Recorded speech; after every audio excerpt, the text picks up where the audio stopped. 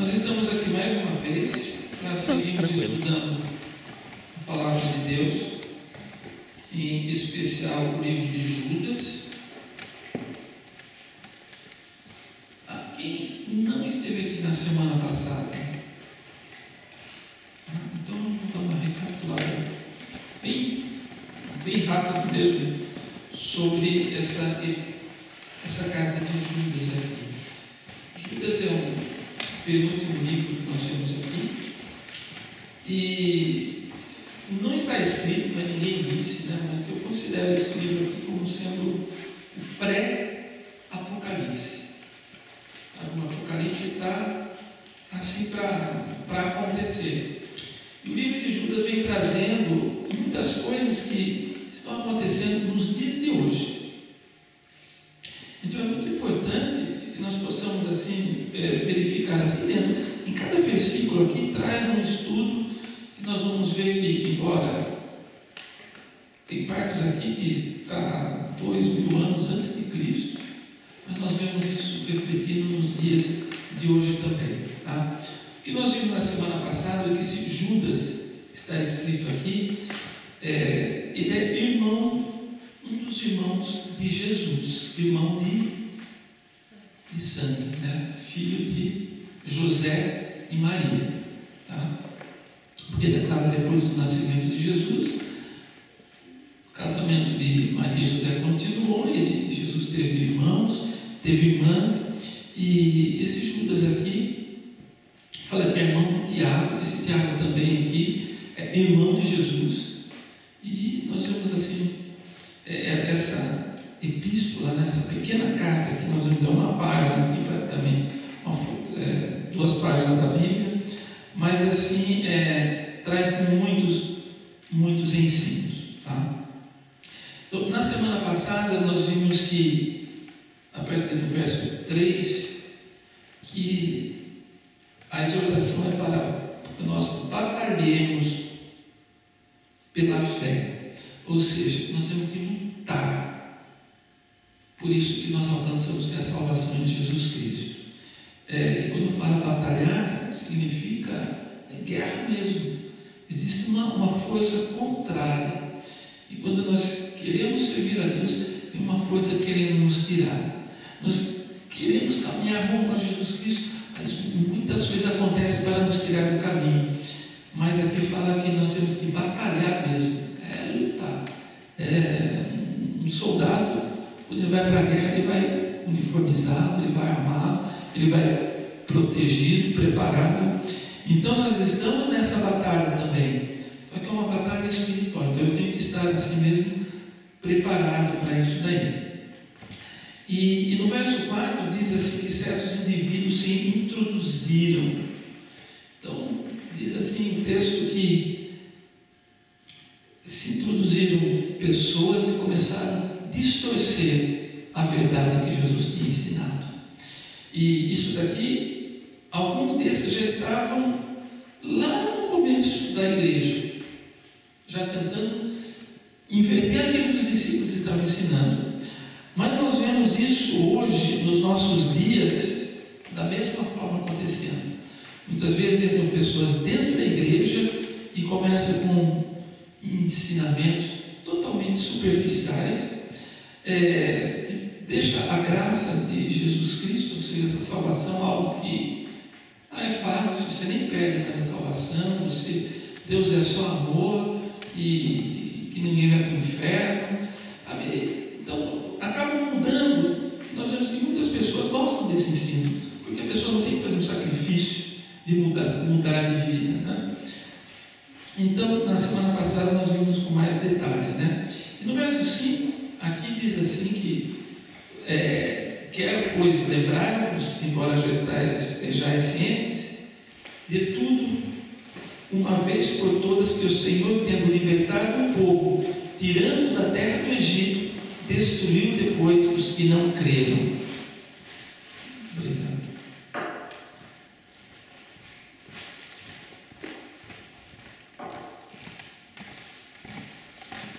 Então, Deus liberta aquele povo do Egito, foram libertos. Nós não temos dúvida disso. nem todos que foram libertos chegaram à terra prometida. Eles foram contados. Todos que tinham 20 anos para cima, eles foram contados. E desses que tinham acima de 20 anos, só chegou Josué e Caleb. Por quê? Por conta da desobediência. Eles foram libertos, mas eles não acreditavam que Deus ia conseguir colocá-los na terra.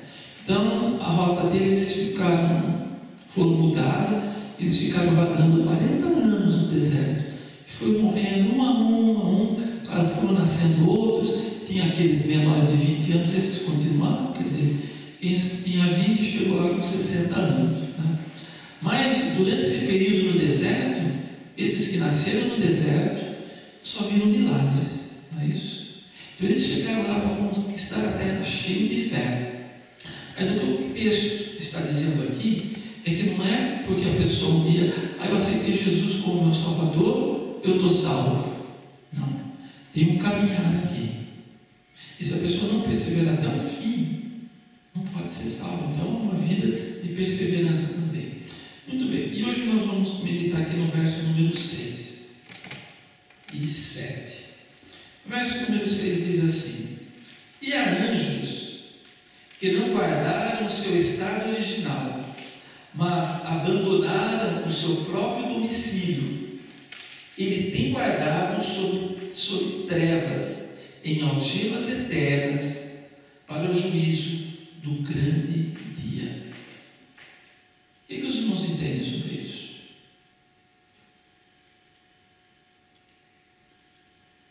Os próprios anjos só serão apontados ao Senhor. Os anjos, no grande dia, os anjos já estão condenados, ou serão condenados, já estão, mas serão então emprisionados mesmo. Então, esses anjos, então vamos voltar bem para o passado, né? Um terço dos anjos, esses A Bíblia mostra que um terço dos anjos caíram, foram enganados por Satanás. Eles foram enganados. O Lúcifer era um anjo de luz também, era depois da Trindade lá. Esse era um anjo que governava, ele tinha uma posição alta. Mas o coração dele se exalta, ele quer ser acima das estrelas, ele quer chegar ali e ser no lugar de Deus, lado a lado com Deus ali. Deus, naquele momento, ele é expulso. Agora olha só, ele enganou um terço dos anjos. Só que nem todos os anjos que caíram estão nessa região nossa aqui. Tá? O texto aqui mostra que alguns desses anjos, eles estão guardados sob trevas em algemas eternas. Tá? Que não são nem demônios, no caso, estão presos mesmo. Estão presos, eles não estão soltos aqui para perturbar as pessoas ou para isso daí. Eles estão presos, estão aprisionados. Tá? Estão em cadeias eternas. Eles já estão presos. Então alguns estão soltos e alguns estão presos. Exatamente. Então aqui está dizendo que, claro, esse verso 6 aqui está ligado com o verso 5. No verso 5 fala que o verso 5 fala que está nos lembrando que assim como Deus tirou o povo do Egito, mas os que não creram foram destruídos no caminho, os que pecaram, da mesma forma Deus criou os céus, criou os anjos, mas aqueles que não foram fiéis também estão presos em algemas eternas para juízo do grande dia. Lá no livro de Apocalipse, lá pelo capítulo 9, fala, sabe na época do juízo no final, quando a igreja já foi retirada daqui da terra, esses anjos, alguns desses anjos que estão nessas cadeias eternas, vão ser soltos. Serão soltos. A perturbação maior? A perturbação maior da terra. Cumpre os selos, as aberturas. Sabe essa abertura dos selos, tudo isso daí. Então, esses anjos que estão, eles estão acorrentados. Mas eles estão, olha só, e tem guardado sob trevas, em algemas eternas, para juízo. Então, vamos chegar no tempo determinado. E a igreja foi arrebatada. Havia juízo sobre essa terra. Mas eles serão julgados. Eles já estão condenados. Eles já estão condenados. Há uma grande diferença entre os anjos e nós. É que os anjos que caíram, não tem como eles serem redimidos. Não tem como eles se arrependerem e falar assim, ai meu Deus, me perdoe. Não, eles nem têm essa consciência. Então eles já estão condenados. Por isso que Jesus fala que o inferno foi criado, não é para o ser humano, é para o diabo e os seus anjos. Só que eles já estão condenados. Por isso que ele não tem o que perder. Como é que ele vai tentar, ele quer destruir, porque quanto mais pessoas ele destruir, vai estar com ele no julgamento de Deus. Vai ser lançado no lago que arde com fogo e enxofre. Tá? Então, como a Bíblia fala aqui, esses anjos, olha, Deus criou os anjos, mas eles não guardaram. E mostra o que Deus não poupou. Não é porque é anjo, mas não guardou o mandamento de Deus. O que Deus fez? Prendeu, outros deixou solto. Eu só quero vir num ponto aqui que é muito interessante. Eu pude entender algo que, isso depois de ler e meditar, e também ouvir outros estudos, algo que eu não compreendia. Uma vez eu pensei assim, e digo uma coisa, quando Satanás se rebelou contra Deus, por que Deus não matou todos eles de uma vez? Né? Já fez essa pergunta. Por que não destruiu todos? Por que deixar eles virem aqui perturbar nós aqui na terra? Hein? Por quê? Boa pergunta. Para testar como assim? Na verdade, Deus quer que nós provemos o quanto nós o amamos. Ele não quer ninguém forçar, né? Ele permitiu mesmo. Mas por que ele... Assim, ele permitiu que o diabo fizesse a política dele, assim como Deus faz a política dele, e nós vamos escolher se nós queremos o diabo ou a Deus. Então, por isso que ele não destruiu. Ele deixou, então quer dizer que existem oposições, então tá bom. Aqueles que se oporem a mim vão ficar com o opositor, e os que estão de acordo comigo vão ficar comigo. Então, Só que tem algo além disso daí. Vamos imaginar que, gente, isso daqui não está escrito, tá? Mas você vai juntando as várias passagens da Bíblia, você vai tirando algumas conclusões. Mas vamos colocar assim, vamos voltar lá no tempo que houve essa divisão nos céus, né? Essa rebelião. Se Deus imediatamente destruísse todos os anjos, como que ficariam os outros 2/3 lá do céu?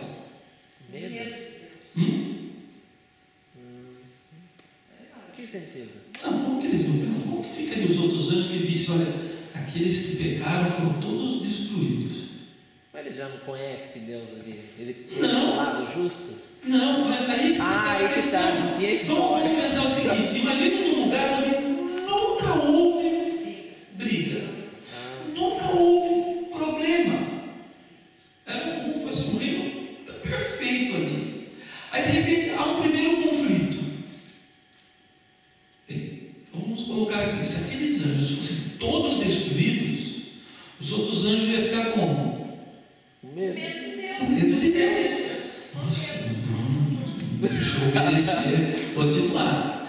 Agora, e será que um dos anjos também não poderia pensar assim? Porque os anjos, eles não são robôs, gente, os anjos não são robôs de Deus, programados assim, faça isso, não, eles têm inteligência.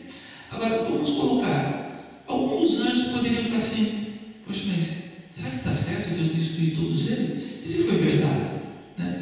Então, num certo contexto é o seguinte, no momento que Deus não destruiu, mas deixou aqueles anjos que caíram, estão mostrando ao obra deles. Fazendo a política dele. Mas não somente nós estamos vendo, mas aqueles anjos Que viram a que viram a rebelião estão vendo exatamente o que tinha no coração de Lúcifer.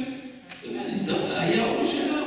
Então, esses anjos estão vendo exatamente, olha, vamos continuar servindo ao nosso Deus, porque Deus é amor, Deus é gozo, Deus é paz.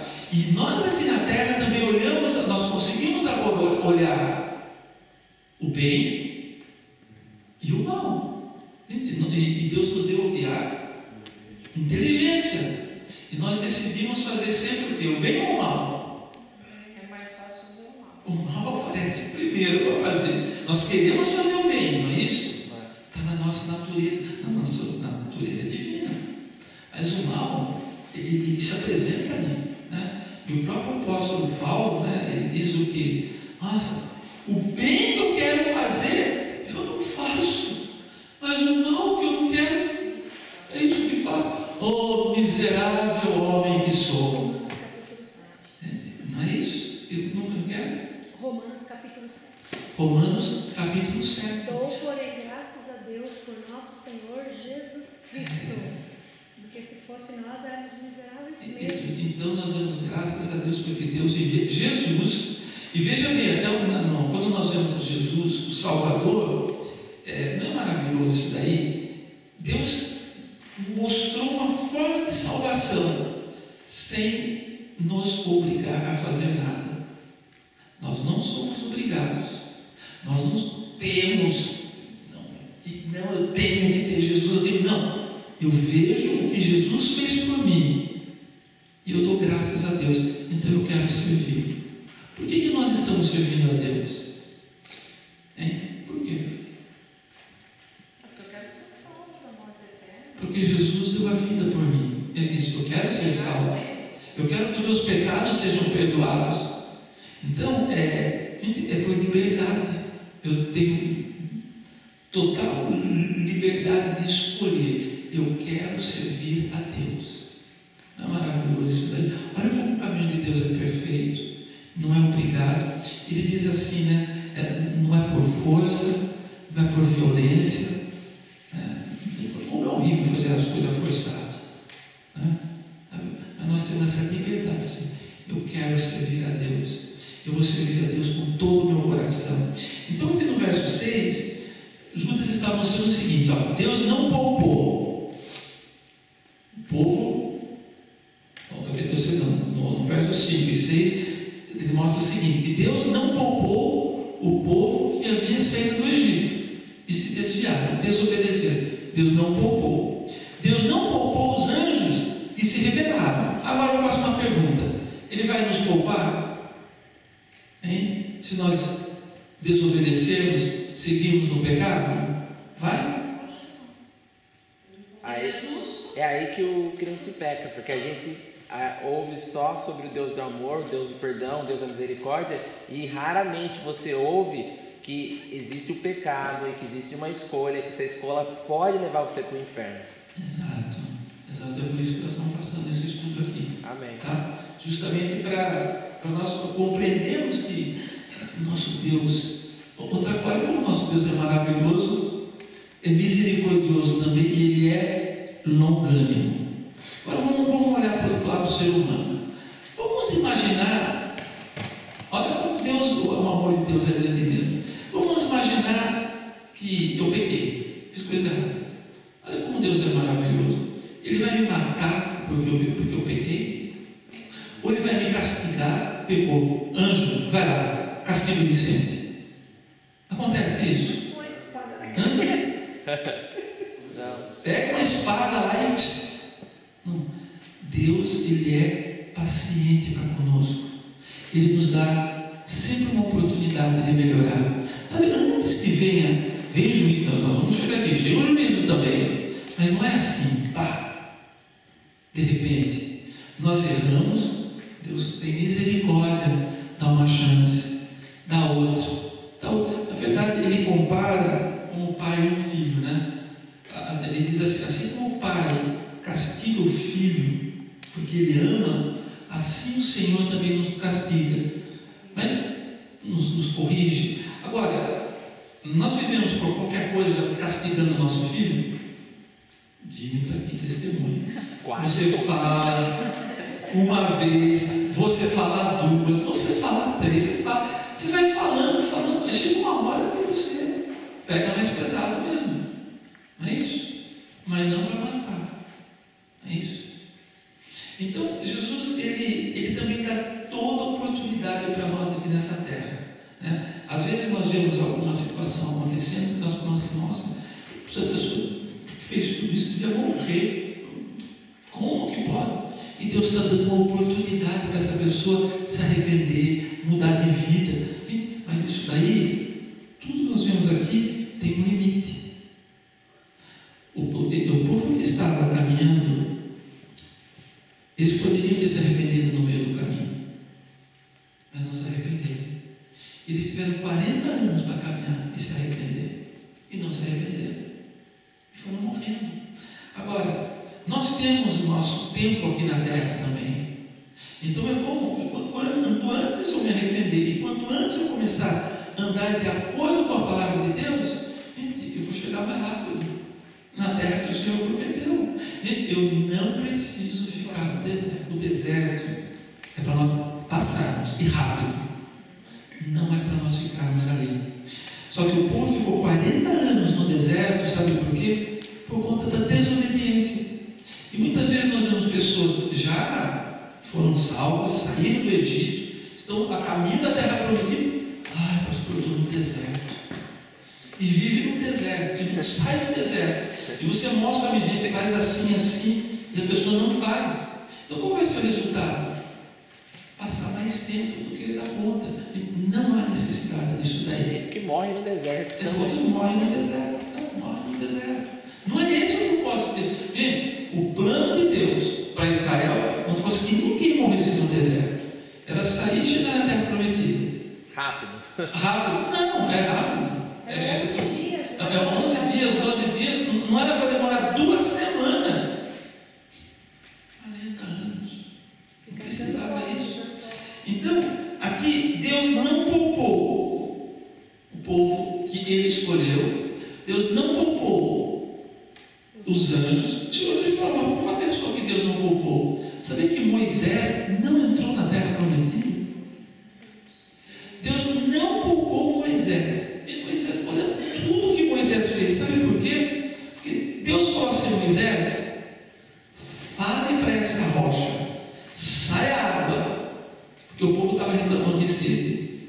Moisés pegou o cajado dele e foi lá e espancou a rocha para sair água. Por conta disso daí, ele alimentou. Porque a palavra de Deus é viva, ela é poderosa e Deus é justo. Era para ele ter falado. Mas foi por causa da ira, né? Mas ele estava nervoso. Pô, quero água, esse povo ali com raiva. Vocês querem água? Tá, e foi mexendo. Ali era um Vicente ali. Eu acho que se eu fosse Moisés, eu ia fazer a mesma coisa. Talvez até chutasse a rocha junto lá. Ou espancava o povo junto. Gente, é isso. Só que tem caminho, ó, gente, tem decisão que nós tomamos que não tem volta. E ele tomou essa decisão na hora que estava com a cabeça quente, gente, não teve volta. Ele chegou, Deus, deixa eu entrar. Uma vez Deus falou assim: Moisés, não me fale mais esse negócio. Nossa! Deixa você ver até. Você vai ver de longe. Você quer ver? Sobe aqui nesse monte. Tá vendo? Vi. Gostou? Tira uma foto. Guarda aí e Fala tchau.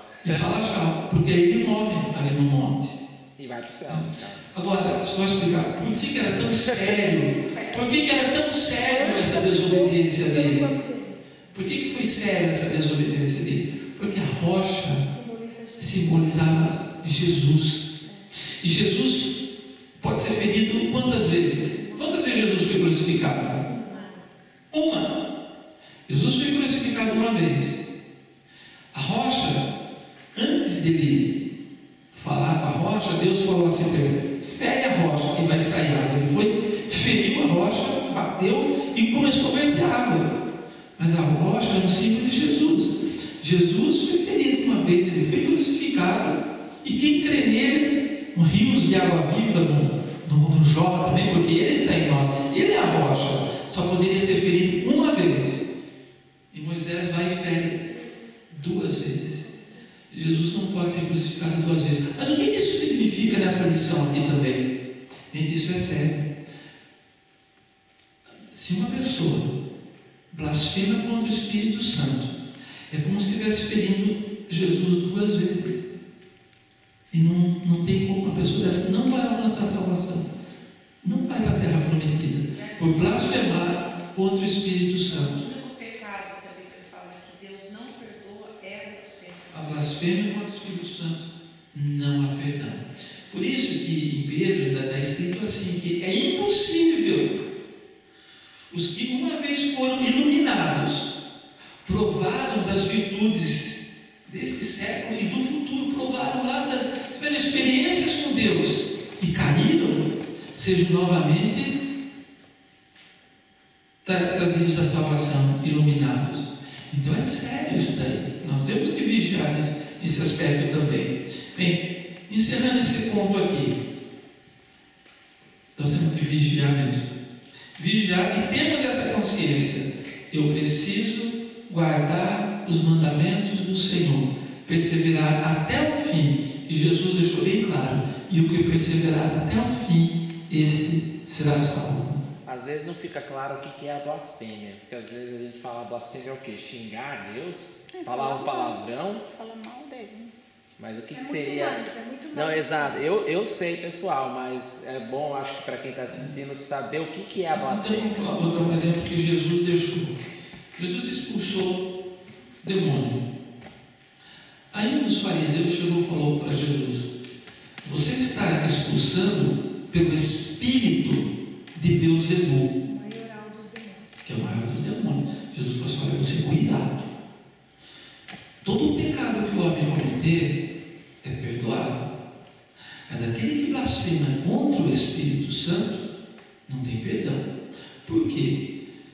O Espírito Santo é o que convence o homem do pecado. Sabe quando nós chegamos e para Jesus, assim, Jesus me perdoe, me purifique. Sabe quando nós chegamos diante de Jesus com o nosso coração arrependido?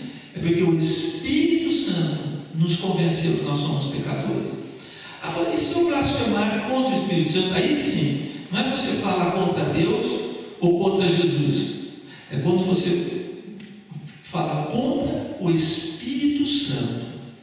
Sabe, esse espírito do diabo, esse espírito do cão que está. Sabe o que é isso aí? Ou pessoas que uma vez já foram iluminados, sentiram a presença de Deus, falaram em línguas estranhas, conheceram e depois falam isso daí. Isso aqui é tudo coisa do diabo, coisa da carne. Não quero mais nada. Gente, quando uma pessoa fala contra o Espírito Santo, o Espírito Santo se afasta.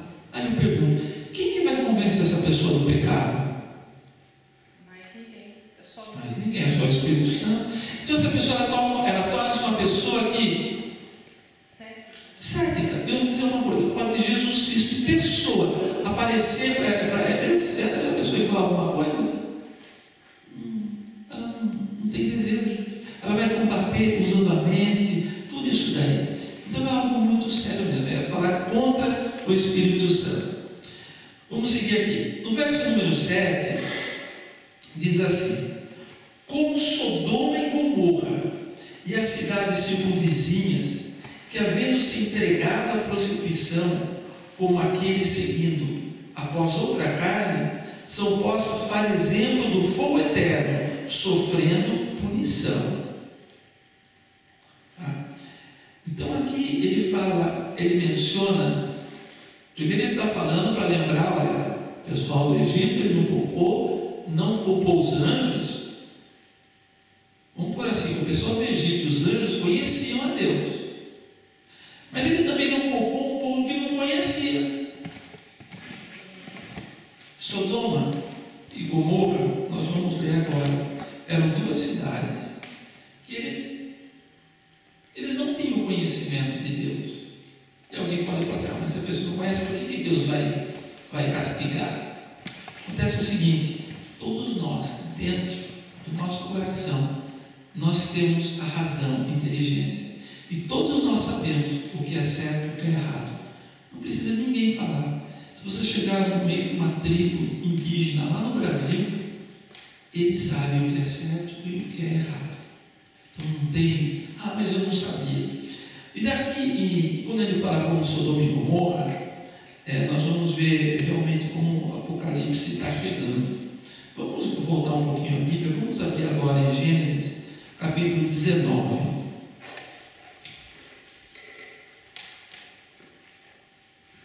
Está fácil de achar, né?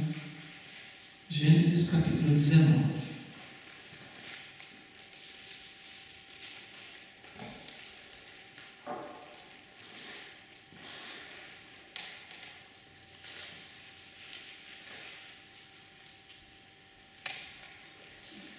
Bem, nós não vamos ler todos os textos, toda a leitura, tá?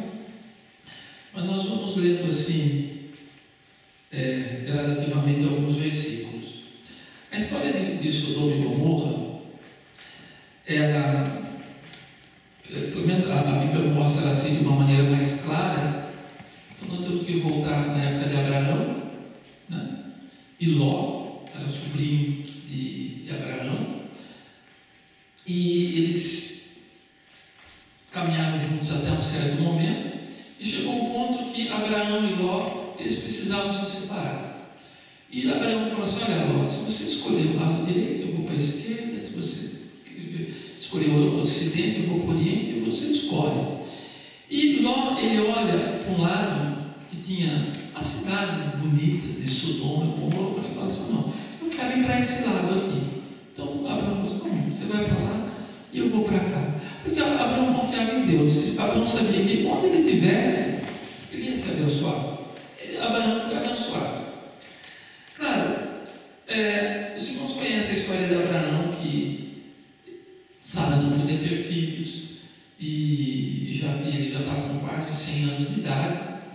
E nesse período, ele recebe uma visita, está aqui no capítulo 18 de Gênesis, uma visita de 3 homens. Gênesis 18, o verso 2, fala que vem 3 homens visitar Abraão.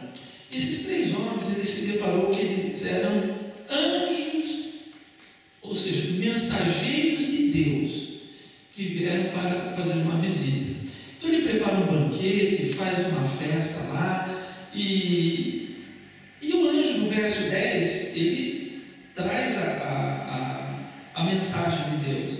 Ele disse assim: disse um deles: certamente voltarei a ti daqui a 1 ano, e Sara, tua mulher, dará à luz a um filho.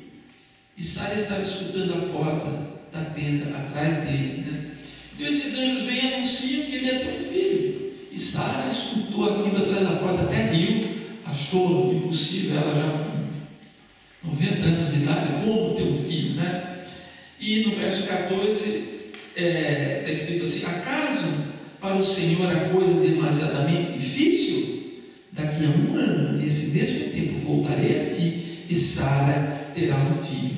Então esses anjos vieram e trouxeram essa boa nova: você vai ter filho. Agora, claro, veja bem, esses anjos, eles não estavam em forma, vamos por assim, divina, eles estavam tomando uma forma humana, eles tomaram a forma humana, estavam ali, comeram com Abraão, não era um espírito, uma visão que eles tiveram, tomaram a forma humana. E aí Abraão se despede deles, e no verso 16 começa a história de Sodoma. Diz assim: tendo-se levantado dali aqueles homens, capítulo 18, verso 16: tendo-se levantado dali aqueles homens, olharam para Sodoma, e Abraão ia com eles para os encaminhar. Então eles olham para Sodoma e, conversando com Abraão: para onde vocês estão indo? Não, para Sodoma. E Abraão caminhou com eles até um período, até um pedaço, e eles foram para a direção de Sodoma. E naquele momento, no verso 17, Deus fala assim: eu vou esconder de Abraão o que eu vou fazer, sendo que ele é meu amigo, você vai ser uma poderosa nação, né? Então Deus fala com Abraão.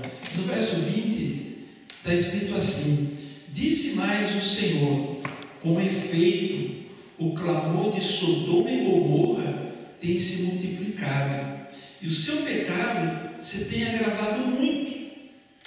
Descerei e verei se de fato o que tem praticado corresponde a esse clamor que é vindo até mim, e assim não é, sabê-lo-ei. Então, Deus fala para Abraão que o pecado de Sodoma estava de uma forma tão grande, estava chegando lá nos céus, e ele mandou esses mensageiros para levar juízo para lá, para tomar posição naquela cidade lá, para ver, vão lá e veja o que está acontecendo lá. E esses anjos vão para lá. Claro, quando Abraão entendeu o que os anjos iam fazer em Gomorra, os anjos já estavam indo. Aí Abraão começa a orar e interceder a Deus. E no verso 23, Abraão, na oração dele, ele diz assim: e aproximando-se dele, disse, olha só Abraão com Deus aqui: destruirás o justo com o ímpio? Se houver porventura 50 justos na cidade, destruirás ainda assim e não pouparás o lugar por amor dos 50 justos que nela se encontram?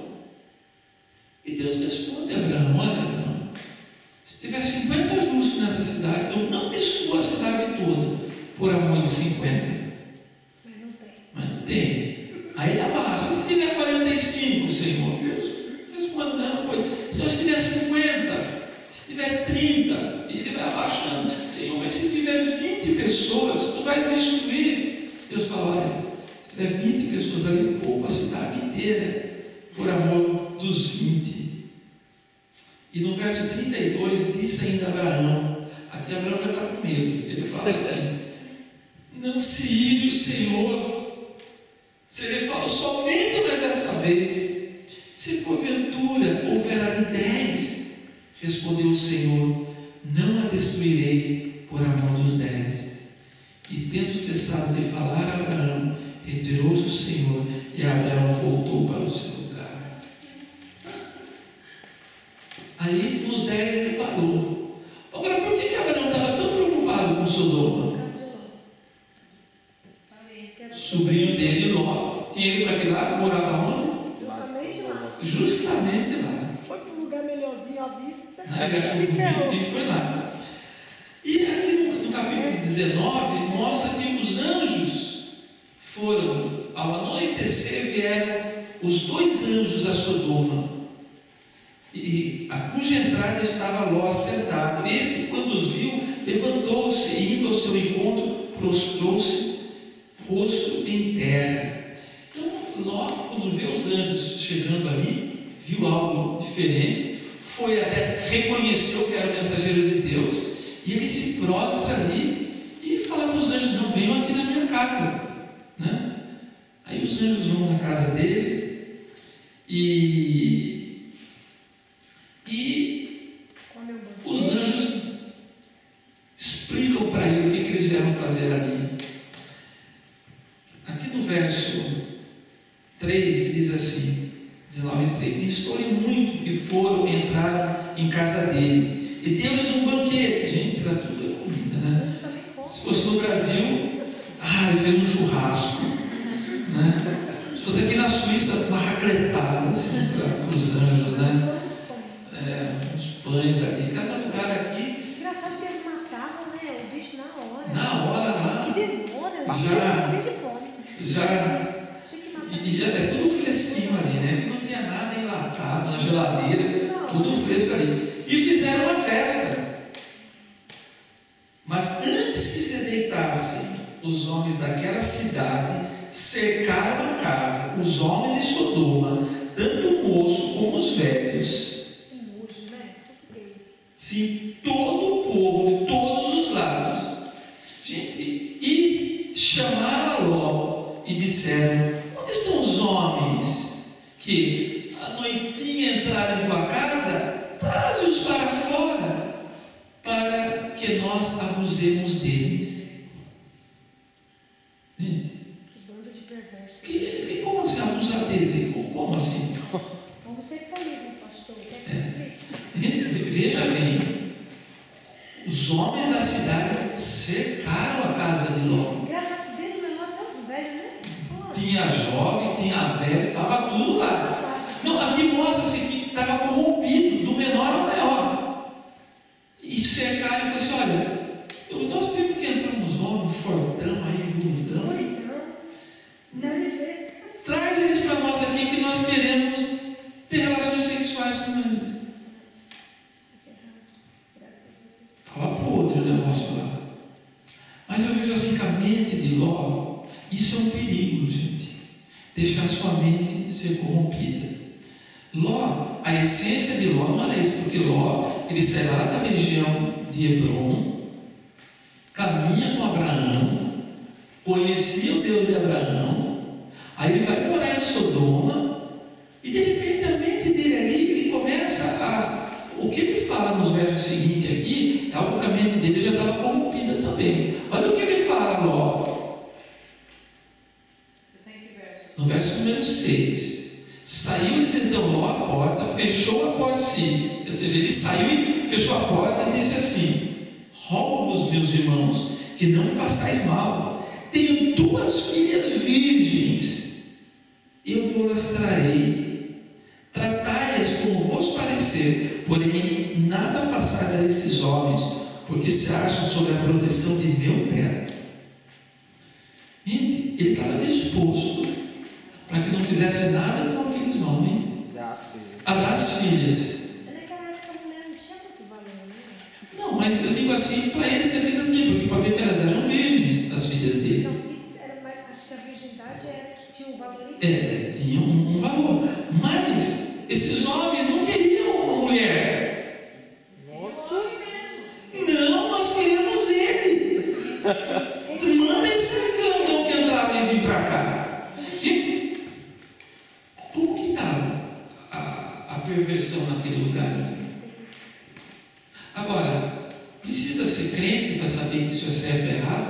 Precisa ser católico? Precisa alguém de alguma religião para saber que o que esses pessoal de Sodoma está fazendo estava errado? Eles estavam fazendo algo que não era natural.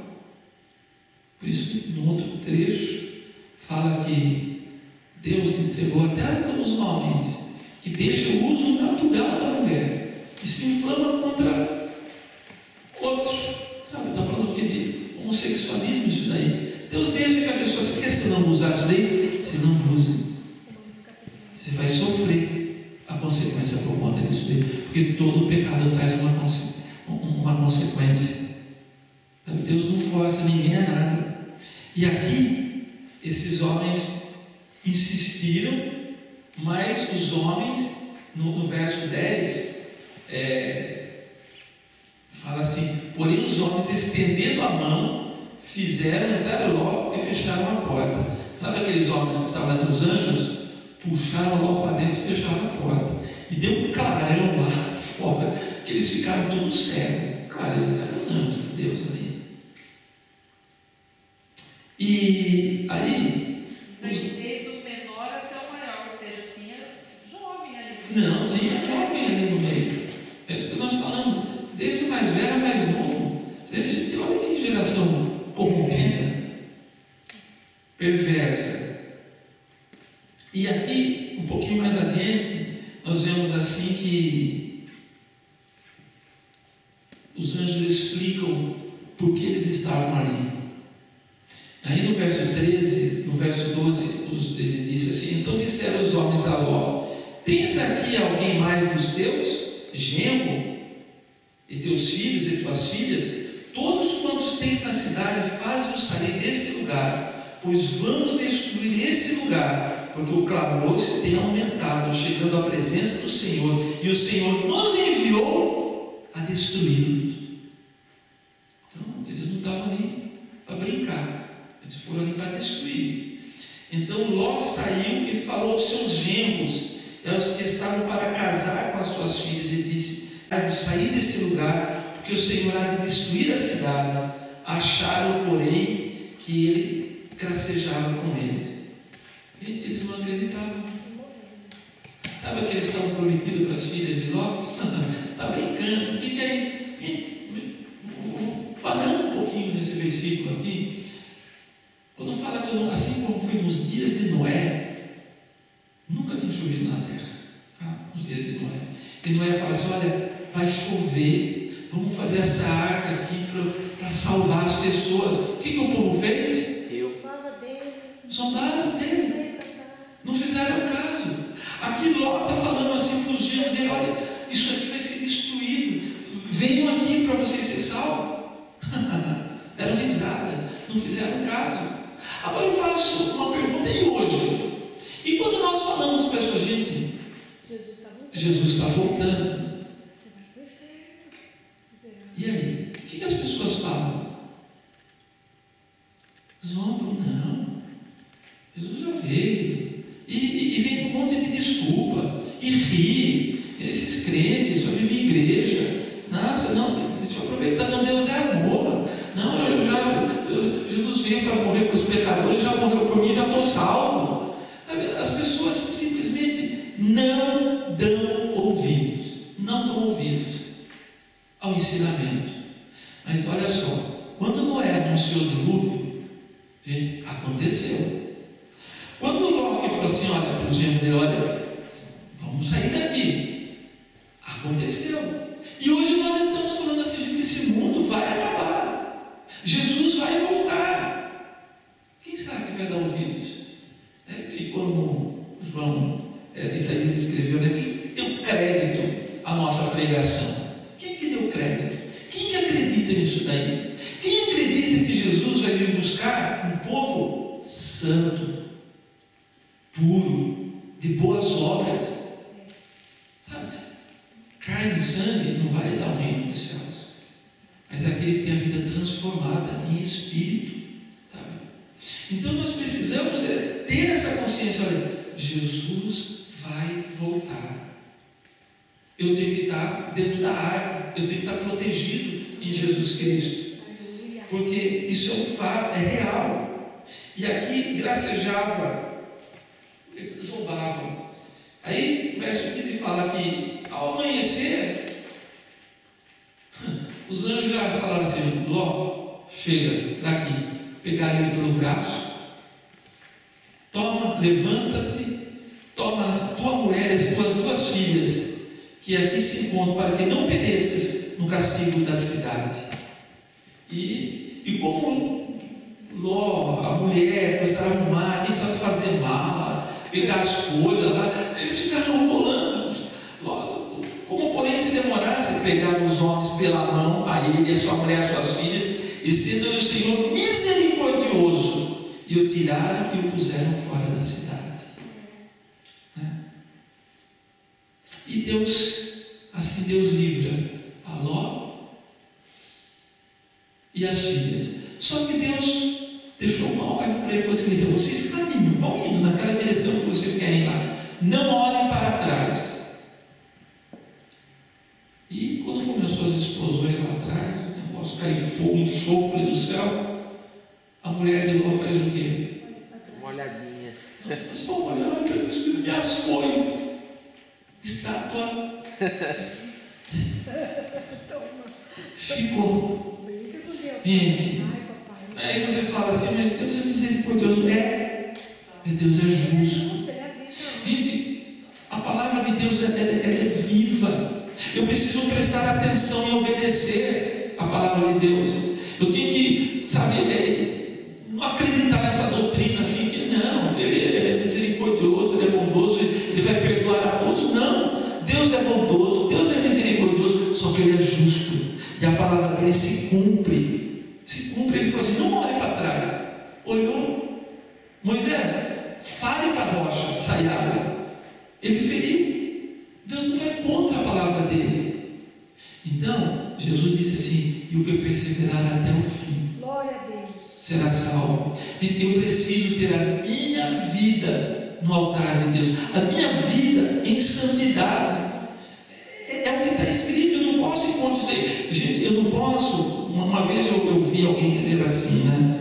Eu ouvi assim, várias pessoas, tem até doutrina. Não, depois que Jesus voltar, lá na grande tribulação, aí eu vou me arrepender, eu vou ser salvo. Gente, a parábola das 10 virgens mostra o seguinte, gente, a porta se fechou. Acabou. Como que eu vou ficar com uma doutrina aí que lá na grande tribulação eu vou ter uma segunda chance? E tem gente que já tem até doutrina sobre isso daí. Bem, eu fico com o que Jesus ensinou. Amém. Jesus falou assim: olha a parábola das 10 virgens. 5 que eram prudentes, essas entraram. As outras chegaram lá, lâmpada apagada, a porta se fechou. Até porque, assim, eu acho um absurdo essa doutrina, porque a Bíblia fala que após a morte segue-se o juízo. Nós podemos morrer a qualquer momento. Gente, minha mãe morreu dormindo. A mãe da minha cunhada morreu dormindo. Quantas pessoas morrem e nem se dão conta que morreram, nem Jesus viram? já voltou para essa. Quer dizer, após a morte dessas pessoas, o que vai acontecer? Vai seguir o juízo, quer dizer, não vai ter segunda chance, não vai ter chance nenhuma. Quem está vivo, quer dizer, quem de nós sabemos o quanto nós vamos sobreviver ainda nessa vida? Quem de nós podemos dizer que amanhã nós vamos estar vivos? Né?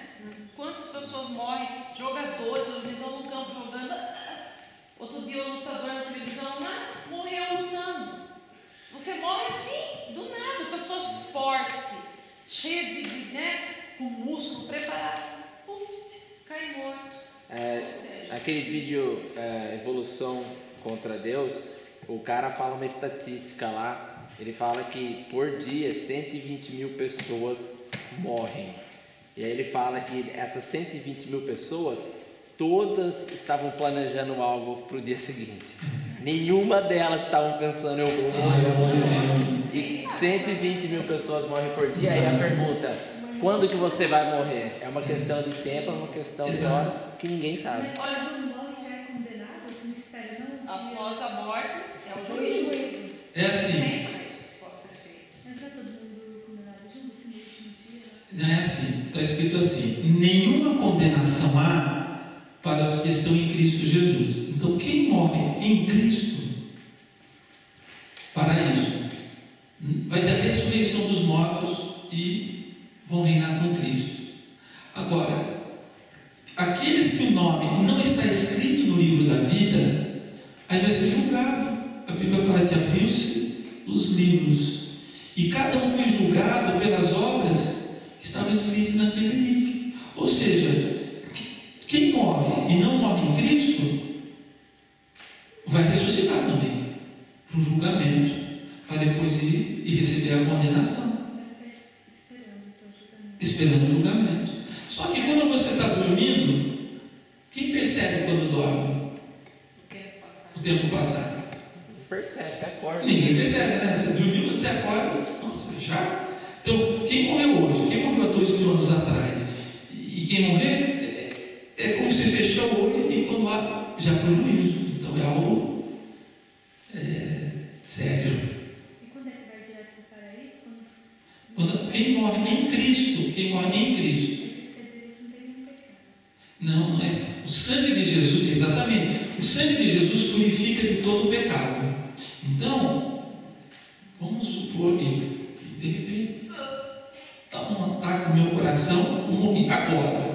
Glória a Deus, estou aqui, estou sem pecado. Porque o sangue de Jesus me purificou do meu pecado. Sabe? Eu confessei os meus pecados para Ele. Senhor, eu estou arrependido, tenha misericórdia de mim. Então eu parto para a eternidade com Jesus. Então, eu já tenho gozo nessa minha partida daqui. Né? E agora, se uma pessoa não tem Cristo, está numa vida de pecado e morre. Não, mas o ponto é uma pessoa que tem Cristo, se arrependeu, mas aí que está a diferença. Meu pai falou dele, ele está sem pecado agora, ele confessou, mas ele não está mentindo, não está roubando. Esses pecados não se encontram na vida dele. Vamos que ele mentiu, ele roubou umas horas atrás, mas ele confessou. Nesse momento ele está sem nada, ele está limpo. Então Jesus volta, ele vai dormir e vai para o paraíso. O problema é que mesmo que você tenha Jesus, você confessou, mas você continua roubando, você continua mentindo, o pecado se faz presente Pessoal, diariamente na sua vida, continua você ainda numa continua num problema com o pecado, aí você pode orar todo dia, você pode cantar. Eu já vi pessoas falar, mas Jesus fala comigo, eu louvo o Senhor todo dia, mas está fazendo coisa errada todo dia. Não tem algo de verdade com Deus, porque se tivesse, o pecado não habita junto com Jesus. Então você vai fazer assim, ó, eu escolho Jesus e o pecado vai fazer isso daqui. Então essa eu acho que é a grande diferença. Mesmo porque quem está cheio do Espírito Santo não consegue viver na prática do pecado. Exato. Essa palavra do Espírito Santo, ele contempla com a gente, ele incomoda, ele fica o tempo todo, sociedade da situação, não, eu não posso mais fazer isso, eu não posso, quer dizer, é o Espírito Santo que está ligando compreendendo. com você, O que é tudo pecado?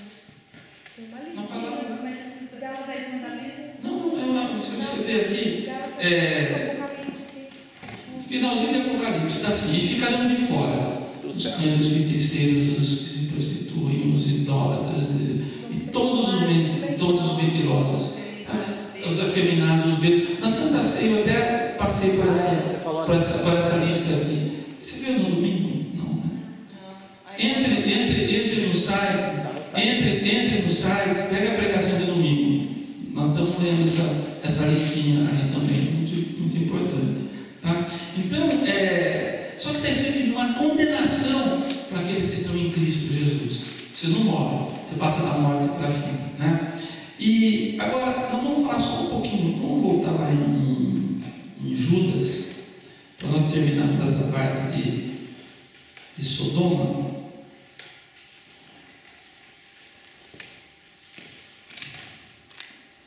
Ele diz assim, no verso 7: como Sodoma e Gomorra e as cidades circunvizinhas, que havendo-se entregado à prostituição como aqueles seguindo após outra carne, são postas para exemplo do fogo eterno, sofrendo punição.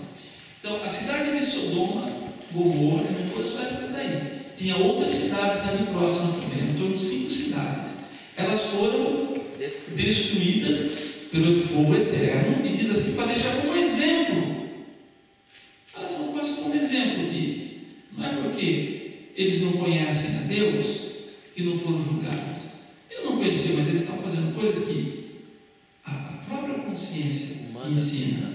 Mas fala que eles estavam entregues à prostituição.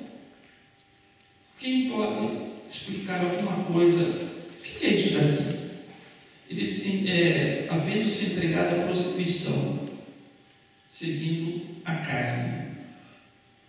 A Lúcia explica. Prostituição é todo o sexo ilícito, fora do casamento. Não é só quem faz por dinheiro, não.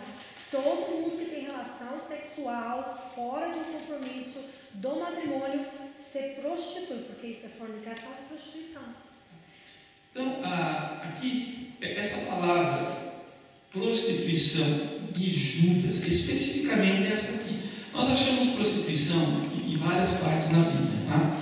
Então, mas aqui, quando Judas escreve, como aqui é estudo bíblico, os irmãos explicar uma coisa. O livro, no Novo Testamento, somente o livro de Mateus que foi escrito em hebraico. Tá?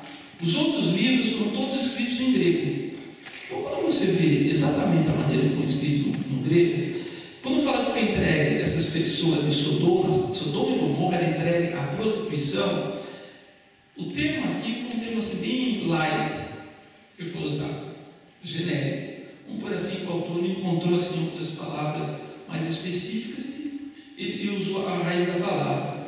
Agora, deixa eu ver aqui, vamos ver isso em grego. Tá?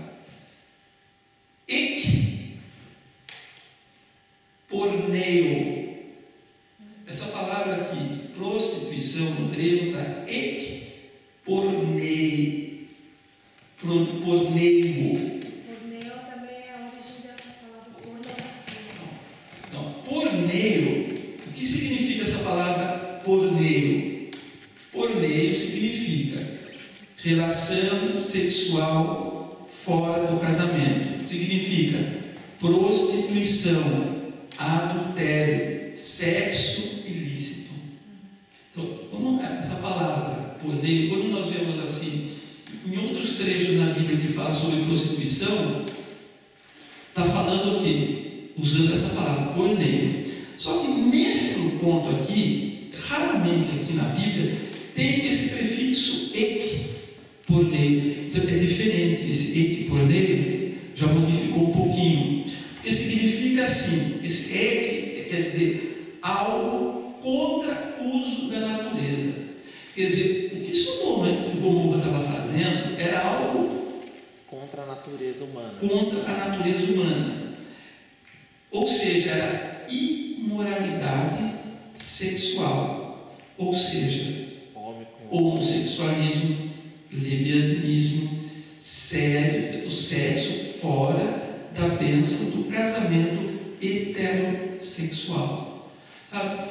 Mas de uma forma muito intensa. Essa foi a tradução desse ek. É algo muito intenso. Inveja da natureza. Por isso que essa palavra aqui, quando fala de Sodoma e Gomorra, está falando de... A gente vê a tradução prostituição, né? Agora, no domingo, eu li um trecho, não entrei nos detalhes, porque o foco era outro também, mas naquela listinha que nós lemos em 1 Coríntios, alguém lembra do que estava escrito ali? Os sodomitas. Não é eles, porque nem os devassos, idólatras, adúlteros, efeminados, sodomitas, ladrões, avarentos, bêbados, maldizentes e roubadores não herdarão o reino dos céus. Ora, as obras da carne são conhecidas e são prostituição, impureza, lascívia, idolatria, feitiçaria, inimizades, porfias, que é divisão, ciúmes, iras, discórdias, dissensões, facções, que são divisões normalmente na igreja, invejas, bebedice, glutonaria, que é comer em excesso, e coisas semelhantes a estas, a respeito das quais eu vos declaro, como já outrora vos preveni, que não herdarão o reino de Deus os que tais coisas praticam. Vamos orar então? Vamos orar. E na semana que vem, a gente vai ser uma palavra assim maravilhosa nesse mesmo livro. Mas é bom nós ouvirmos também isso daí. Deus, ele é maravilhoso. Deus, ele é poderoso. Mas ele é justo. Vamos orar então. Senhor eterno, nós te agradecemos, Senhor, por tua palavra. Tem nos edificado, nos tem trazido temor, Senhor. E queremos viver com temor a ti, Senhor. Sabemos que tu és o Deus de amor, tu és o Deus vivo, mas tu tens o melhor para nós, Senhor. E obedecer a tua palavra significa nós vivemos bem aqui nessa terra e no futuro a vida eterna. Pai eterno, nós falamos de quantas coisas aqui, principalmente pecados e tudo isso. Senhor, nos perdoa, Pai. Mas nós queremos que tu nos purifique, nos lava completamente. Nós vimos na tua palavra que não existe pecado que tu não possas perdoar, Jesus, a não ser a blasfêmia contra o Espírito Santo. Então eu te peço, Senhor, nos perdoe pecados por pensamento, por ações. Senhor, nos purifica, nos lava completamente, Senhor. Mesmo aquele que vão estar nos ouvindo à distância, Senhor, que neste momento, nesta oração, orando, Senhor, possa confessar, e está escrito que tu és fiel e justo para perdoar os nossos pecados.